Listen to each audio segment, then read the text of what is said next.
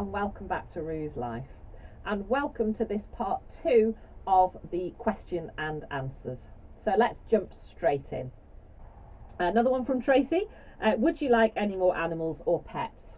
So I've always said I'd like to have a couple of Dexter cows or Jersey or Guernsey cows, and I also love donkeys. And I would take on a million greyhounds. You know, there's always greyhounds to be taken on, and I would be terrible for taking them. However, we pretty much have what we can A, afford to look after, and therefore give them what they need, and B, time-wise we can look after.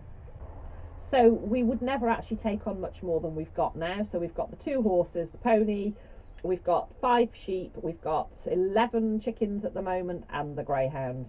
And if you add up that with the land and both of us working, that really is enough for us, you know, to be looking after and giving them a good quality of life. So whilst Chris has always wanted to have a couple of pigs, and as I say, I love donkeys and I love Dexter, Jersey or Guernsey cows, we're not going to be taking anything else on anytime soon. So if we want to enjoy those animals, we'll go and enjoy other people's. Another great one here from Tracy. What has been your best charity shop find? So I think to date one of my best finds has been, I have a pair of Chelsea boots that were originally from Next, and they were actually brand new. You could see they'd never been worn. They were the right size, obviously.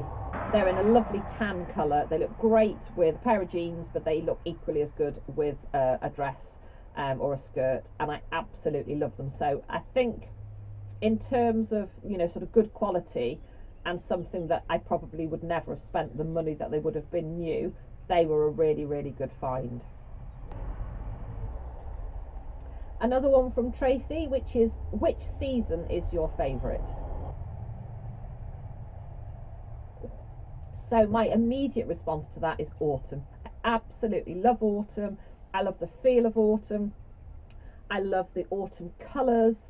There's just something about autumn that gets me every time. I absolutely adore it. I love the fact that, you know, nature lets everything go, and it's such a lesson, isn't it, to be learnt, that we can just shed off all our worries and all the things we don't need, just like the autumn leaves, tumble them down, but they go back into our roots, if you like, and come back as goodness for the spring, ready for new growth. So it's a really good lesson, I think, to learn in the autumn, that we can just let it all go, and by letting go, things are going to get better. So autumn, absolutely my favourite time of year. I'm not big on hot weather, so I'm very much an autumn winter girl. However, because I like to grow, I always look forward to spring and the growing season through the summer. So from a growing perspective, I always look forward to the spring and summer, and also those, you know, longer days, because, you know, it's lighter in the morning and it's light till late. But you cannot beat, I absolutely love, you know, having the fire in, snuggling up in woolly chunky knits and gloves and hats and cosy socks, snuggling up next to the fire, or going out for a lovely crisp walk, or riding the horses, seeing the breath from their noses in the morning when it's so cold. I just love the autumn and winter. I love that feel, you know, hot chocolate, marshmallows, casseroles. Yeah, absolutely love the autumn and winter. But as I say, growing wise, I love that promise of spring and watching everything grow and then getting it into your harvest time. So Tracy again, thank you Tracy, there's loads of really good questions here, which is why you nicknamed Rue. So my actual name is Ruth, R-U-T-H, and I was Ruth right the way through school, and into my 30s, and then I had a friend who had another friend called Ruth, and sometimes we'd all be out together, and she said, can't call you both Ruth, it gets confusing, and she started calling me Ruth. And that kind of stuck, and it kind of branched out amongst that sort of circle of friends. And then also a lovely vet that I've worked with for years. I've worked with him I still work with him now, and I worked with him years ago in one of the big veterinary hospitals, and he always used to call me Miss Roo. And again, everybody that I worked with called me Roo, and it kind of stuck from there. And yeah, it's just grown from there, and I like it. It's not short for Ruth. It's just a name that's stuck, and I like it, so I've stuck with it. So that's why I'm called Roo. So the next question here is from Mags, and Mags asks, which veg is your nemesis? And also, what do you grow in containers versus what you will always grow in the ground? So my absolute nemesis is brassicas. I have struggled. So I've been growing for, I can't even work it out, over 20 years. And many, many years ago, when I was on my first small holding in my 20s, I really wanted a proper vegetable plot. And so we created this lovely vegetable plot with some raised beds, and I got some seeds and I started growing. And some things I grew really successfully. However, I didn't know about netting things and keeping off the cabbage white butterflies, and I was growing Brussels sprouts, cabbage, and broccoli, and it was looking amazing. I was so proud of it, along with my other vegetables. And I was like, "Oh, we're gonna have Brussels sprouts for Christmas. This is amazing." But they were, I'll never forget the volume of caterpillars, and I was trying to pick them off, and I, they just decimated my vegetables. Um, and I tried again, and exactly the same again, and that was it. I was like, never growing brassicas again, forget them. So I didn't grow brassicas from my 20s right the way through. I had an allotment, I've grown in other gardens, and then we moved here, and I started growing here, and I still wouldn't grow brassicas. So this is my first year for 20 something years that I'm having another go. And I've already run into problems in that the first lot that I planted out, I knew I was early enough not to have to worry about the butterflies, so I didn't put any netting over them, and we have pigeons and partridge and pheasant that live around the place, and the pigeons decimated them overnight. So I'm not giving up. I've got my brassica cage up now, and I've got them going, so this could be the year that I conquer them, but that has always been my nemesis, brassicas. And what do I grow in containers versus what they'll always grow in the ground? As a no-dig gardener, I know that there are some people that grow carrots and potatoes and sort of root vegetables in outside no-dig beds, but for me, I've just never done that. So my indoor raised beds slash containers, where I know I've got them filled with nice soft soil and compost, that's where I tend to grow my carrots, my parsnips, my potatoes, because I know that they're not going to struggle to get through. I mean, particularly your parsnips and your carrots, they don't like to hit anything, even so much as a pebble, because it makes them fork and you get these horrible, gnarly shaped parsnips and carrots. So generally, all my potatoes, carrots and parsnips I grow in the polytunnel actually. This year I'm growing some potatoes in compost bags and some in my cardboard box beds, but I would probably never grow those in my no-dig outside beds. Outside I always tend to have my leek, my onions. Um, the last few years I've done my peas and beans in the polytunnel, but this year I'm doing them outside. They're not actually proving to be hugely successful, so I may switch back to growing those in the polytunnel. Something I would never grow in the polytunnel again is squash. I just lost the whole lot to mice, and I know that could happen outside, but we do, we just make such a lovely environment in the polytunnel for those little critters, and it was just, yeah, I lost every single one.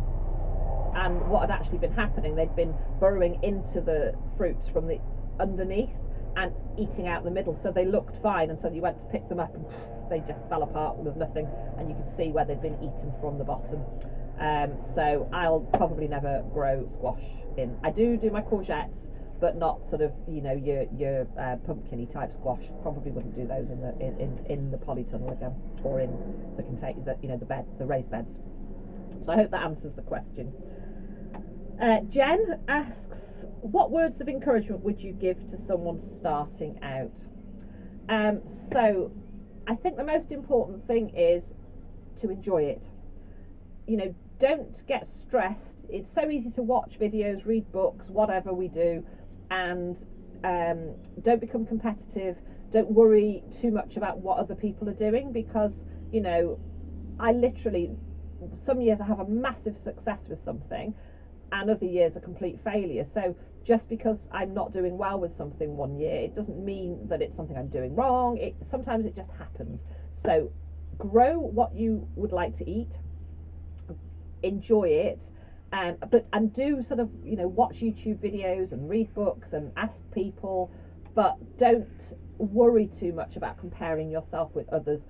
Do what you do and enjoy it. I think that's what the words of wisdom I would give is, don't let it become something that's a chore or stressful. We should enjoy our growing, and if we get a harvest at the end of it, well, I know that is what we are aiming to achieve, but do enjoy the process, and then even if you don't get a particularly successful harvest, you've still enjoyed the process. And also remember not to count your failures, count your success. So, you know, always try to say, well, look, you know, these are the things I have harvested and I have done well with, these things not so much, and learn from that and move on. Rebecca asks, when do you harvest your early potatoes? So I generally keep an eye on my spuds. My super early potatoes that I grow in the polytunnel over winter, I generally just pull those up when I need the bed. So they sort of go in November time, and I've not long pulled some up. What are we now? We're June. So it was May time that I've harvested some of those super early potatoes, but they're not your traditional early. So your traditional early potatoes that we put in kind of March time, I generally will wait until they've flowered, and then after they've flowered I will start to harvest them. But if they don't flower, I'll wait till that foliage starts to die back. But equally, I will leave potatoes in the ground, so I won't necessarily harvest the whole lot in one hit. I tend to leave them in the ground. And what I absolutely love, not just with my potatoes but all my veg, is I find that they store well in the ground. Once you've harvested them, that's when things start to go off or decompose or you lose them. So what I absolutely love more than anything is just coming out with one of my trugs and saying, right, what am I harvesting for tonight's tea? So I'll just go and take a few potatoes, a couple of carrots, a leek, whatever I feel I'm going to need. So I hope that helps. Sue asks, what was the first vegetable you grew and why did you choose it? So the first vegetables I ever grew were spring onions and radish. And the short answer being, those were the seeds that my mum gave me to grow in the back garden. So I should imagine she gave them to us just because, to myself and my sisters, just because they're super easy to grow.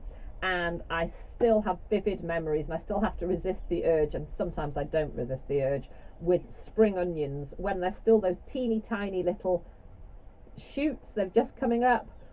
We used to pull them out and wipe them clean and eat them, and I just remember that lovely oniony flavour.